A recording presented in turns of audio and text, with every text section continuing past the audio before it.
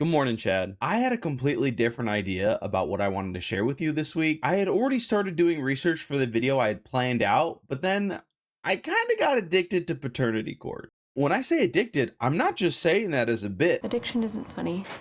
Sure it is. I went and checked my YouTube history, and over the course of 5 days, I watched over 50 Paternity Court cases, which maybe I shouldn't admit to you, but here we are. If you didn't know, Paternity Court is a show from 2013 where couples that have disputes or doubts about their child's parentage go and find out the truth from Lauren Lake. Believe it or not, even though Lauren Lake is actually a lawyer, Paternity Court is not a court of law. As I understand it, and I could be totally wrong because I'm not a lawyer, while it's not technically a court case, the decision by Lauren Lake is still legally binding because the two parties involved chose to give her the power to do so as a neutral third party. In reality though, she doesn't really make a decision for them because she just kind of reads the DNA results and the couples decide what to do from there. Today I thought if I share some of my favorite or some of the weirdest cases that I found with you, I might be able to get past my addiction. And I think we're going to start by talking about some of the dumbest people on this show. The first case we're going to look at is Miss Brewington versus Mr. Lee. At the start of this case, it's pretty apparent that Miss Brewington is not the dumb one in this scenario. Anytime Mr. Lee gets a chance to talk, he just seems dumber and dumber. It starts with him saying they were broken up by the time the child was conceived, but then he admits that they were living in the same house and still sharing the same bed. When he gets her birthday wrong, she corrects him, and he with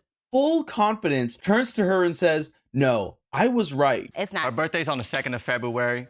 My We birthday's was on the not 1st cool. of February. 2nd. What? How do you have the confidence to tell somebody the day that they were born? I don't know if he's actually stupid or just in denial, but when Miss Brewington was excitedly going around showing people her baby bump, he just kept saying, "No, she's lying. She's addicted to McDonald's." What are you gonna say to these people when there's an actual baby in 9 months? Are you hoping it comes out in clown shoes so you can be like, "See, I told you it was Ronald's. It was him the whole time." Apparently, Mr. Lee had real reason to doubt because one of their friends had told him that Miss Brewington was cheating. Brewington has an answer for that because she said, "That friend just wants to sleep with him, so she lied about me." And honestly, I fully believed it. If this guy is stupid enough to blame a baby bump on fast food, I think that he could make up the fact that somebody told him that she's cheating on him. So I was completely shocked when they shared the DNA results, and he's actually not the father. Miss Brewington was so confident and quick with her answers to him, I thought she had to be right. But it turns out I'm the idiot in this situation for believing everything that she said. I kind of wish that this was the dumbest couple that I found, but I think that crown has to go to Silva versus Reeves. And this court case becomes a clown fest from the moment that Mr. Silva opens his mouth. One of the first things that he says to Lauren Lake is, "Your Honor, I grew up loving sex." What do you mean by that? When people say they grew up loving something, they mean like they watched Power Rangers on Saturday morning, or they went camping every year with their family. You mean to tell me as a child that you just loved sex, that it was all you thought about, that it was what you wanted to be when you grew up? And then he goes on to say other stupid things like it's okay for men to cheat but not women, especially not a woman that has a child. You see, according to Mr. Silva, God made men to conquer and to overrule. I would have something to say about that, but I think Lauren Lake said it best. Why can't you conquer your doubt and conquer your fear that she's also doing something that she says she's not doing? My favorite part about this court case, though, is when he goes on and on about how she's not allowed to do that, and she can't do that, she can't cheat on me. And when Lauren Lake says to him, And why would that be so wrong? Because you can't take what you dish out? he's got nothing in response. You can see the insecurity dripping off of this guy. I just love the juxtaposition of him starting so confidently, coming in saying, "Men are meant to conquer, we're rulers," but then being like, "I can't believe she would do this to me. I'm supposed to be the one cheating, not her."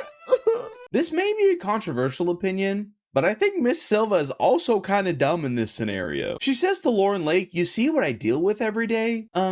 Ma'am, you're choosing to be in this relationship. You're choosing to be with a guy that thinks this way. He's saying some pretty awful and stupid and selfish things, but if she's choosing to stay with somebody like that, she's kind of just as dumb as him." And it's just so unfortunate that there's a real child involved. This kid is gonna grow up with a dad who thinks it's okay to cheat and a mom who's not holding him accountable. But that's a conversation for another day. How about we move away from some of the bozos and just talk about the most vile, evil people I found on this show. This is one of the more popular cases on the show, Benning versus Bodine. From the moment you see him, you can just tell by the look on his face that this guy is hurting. His mom, who was his best friend, died when he was 14, so it's really important to him to be a father. But not only that, he was ecstatic to have a daughter. But unfortunately, he chose such an evil lady to be with. This guy is absolutely heartbroken that the 2 children that he thinks are his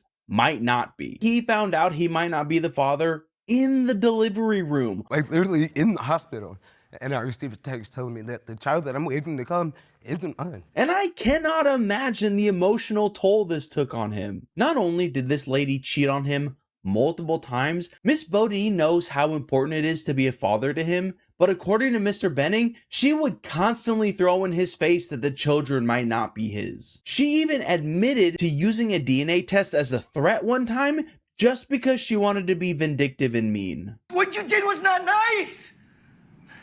It's not nice to do that! To her credit, she does have a DNA test done on the guy that texted Mr. Benning while he was in the delivery room, and he wasn't the father. But unfortunately, she cheated on him with multiple dudes. And I just feel so bad for this guy because he's not the father of either of the kids. Look how heartbroken he is. And the worst part about it, she doesn't want to take any responsibility. She doesn't apologize. She doesn't even look remorseful. In fact, she says, I don't want to go home and tell my daughter her father won't be there. I can't break her heart like that. I'm not that type of person. I can't even fathom how this lady has so many people lining up to sleep with her that she doesn't even know who the father is. Lauren Lake asks and she's got no idea. Even though this lady is pure evil, luckily, like the king that he is, Mr. Benning says he's gonna step up and still be the father to her children. And hats off to this guy, man. This is one of the best dudes I've ever seen. Take this with a grain of salt, but according to the YouTube comments, to this very day, he still is a father to those kids. So kudos to him for sticking to his word, and I just hope that the mom got better over time, man. A lot of the time in cases like the last one, it's pretty obvious who the evil person is. But in Casey versus Ewing, Edwards, and Hawkins, there were so many twists, it was hard to believe that it was real. So in this case, Miss Casey believed that her father was dead, and she said growing up without a dad was complete hell. Her mom told her that when she was young, her dad's brother shot and killed him. That may not have been her dad at all, because one of her half-sister's dads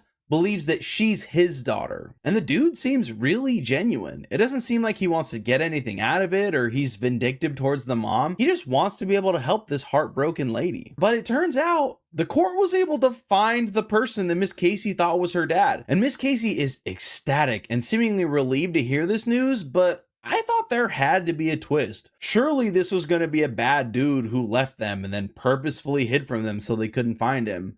But he's actually really sweet. He shows up to court with pictures of her. He says he even looked for Miss Casey for a long time. He just didn't know how to find her, which is a little weird because this was in 2015 and the internet was definitely a thing. But I will give him that people weren't connected back then as they were today. You know, he couldn't just make a TikTok saying, hey, I'm looking for my daughter if you can help me find her. So they test both men and they reveal that the sister's father, he's not the dad. That's perfect. That means Mr. Hawkins is the dad, right? Mr. Hawkins, you are not her father. You see what I mean about the twists in this one? It feels fake. He seems genuinely shocked by this. So Lauren Lake asks the mom if she knows who the dad is, and we finally get the truth. Without hesitation, Miss Ewing admits that the real dad is the brother of the dead guy. Didn't see that coming. This poor lady wrestled with the grief of not having a father, then being surprised with her father being alive, and then being surprised with that not actually being her father. Meanwhile, her mom was sitting on the truth the whole time. Why are you doing this to your child? All right, I got one more evil guy for you, and this one is a doozy. According to Miss Streeter, she's been in a long-term relationship with Mr. Hartfield, and he begged her to get pregnant. But when they finally conceived, he started denying the child because he wanted to save his marriage. But Mr. Hartfield claims that yeah, they did have a relationship, but it was never about having a child. They pull up text to show that the guy is super down bad, but honestly, I didn't think they were that out of the ordinary for this sort of thing. But it's still really funny that he tries to come up with an excuse saying it's just a game, and Lauren Lake shuts him down immediately. You 46-year-old married man, Mr. Hartfield. What game are you playing with a 22-year-old girl? And slowly but surely, we see the guy's facade start to drop. It begins with him starting to interrupt people, just generally being rude. But it progressively gets worse and worse. At one point, he grabs his wife saying, "I don't need to worry about a mistress, love. I have a beautiful wife." But the moment his wife calls him out, he says, "Sit down. I don't need your support." And he completely flips, saying her not supporting him is the reason he cheated in the first place. And even though he's been denying mistreat her, saying it was just a one-time thing, when she claims that he's got lots of women, he says, of course. This guy can't pick a lane. He wants to have the beautiful, perfect wife, but then still be able to say, I still got game though. Are you dumb, stupid, or dumb? And when Lauren Lake calls him out for being a loser and a liar, he's just clapping and smiling. What is wrong with this guy? When she tries to tell him to be respectful because that's his wife, he hits her with, actually, that's my 7th wife. Dude, that's not a brag. That's not a brag. And even when Lauren Lake tells him straight up he's one of the most disappointing people, he says thank you. He's just so happy and proud to be the worst person on the planet. How is this guy real? And how does he get so many women? I don't understand it. All right, I don't know if I have the headspace or the energy to talk about more evil people. So how about I share with you just a couple of the cases that have a happy ending. In the case of Baker versus Baker, Mrs. Baker has a surprise pregnancy, but Mr. Baker doesn't think that that's possible because 30 years ago, he got a vasectomy. Snip, snap, snip, snap, snip, snap. The wife claims that she didn't cheat on him, but Mr. Baker has reason to doubt that because the way that they got together was by cheating on their partners. I can't say I blame him for thinking that when your relationship starts off with infidelity. I think that's something not enough people think about when they're with somebody that cheated on someone. If they could do it to that partner, why couldn't they do it to you? Anywho, Mrs. Baker is very confident that she didn't cheat. However, she admits that she has drunken episodes where she doesn't really remember what happens, so it's possible that she may have slept with somebody in a drunken stupor. Mr. Baker seems excited about the baby. They keep referring to it as their miracle baby, and he wants to have it. His only issue is if she cheated, then he has to leave the relationship. I didn't know the show could do this, but they had a doctor come on to talk about how it's actually possible that he got her pregnant if he didn't do the follow-up for his vasectomy. Did you follow up at a year, Mr. Baker? No, Your Honor. They share that this still makes the odds really low that he had a child, but it's not impossible. And thankfully for him, the child does belong to Mr. Baker. So despite the fact that they've got a history of cheating, this one didn't go down that way. Probably my favorite of the good endings, though, is a couple that's not there for their child's parentage, but their own. In MacArthur versus Veals, Miss MacArthur is pregnant and she knows it's Mr. Veals, but it turns out they could be siblings. Miss MacArthur admits that her dad slept around and didn't have a habit of claiming his children, but she still had no reason to suspect that Mr. Veals was her brother. That was until they go to a family reunion together and he starts recognizing people. It's Miss MacArthur's family reunion, but Mr. Veals is like, wait, that's my cousin, and that's my cousin, and that's my cousin. Not only that, but according to Mr. Veals, some of the aunts were giving them weird looks like they knew something that the couple didn't. And only one of their aunts had the decency to come over and be like, hey, that might be your brother. And could you imagine hearing that news? This person that's the love of your life, your best friend, might actually be related to you? We did. No, stop. Just saying. I can't live in this reality. People do it all the time in the mountains. In the mountains.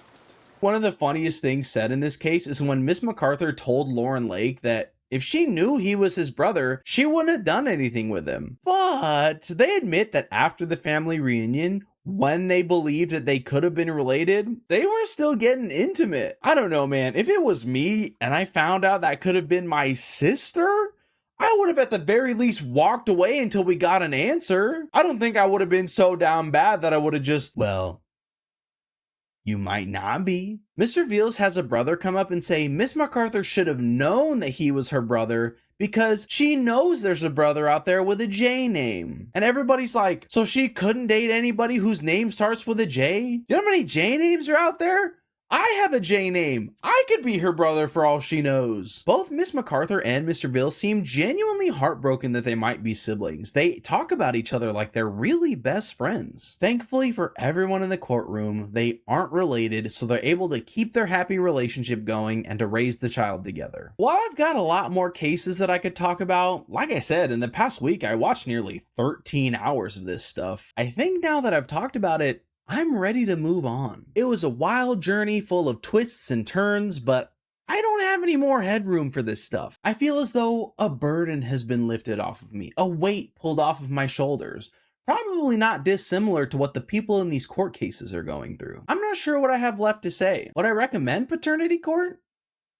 I don't know. I guess if you're tired of short form slop and doom scrolling, but you don't want to watch anything of value, give long form slop a try. All right, see ya.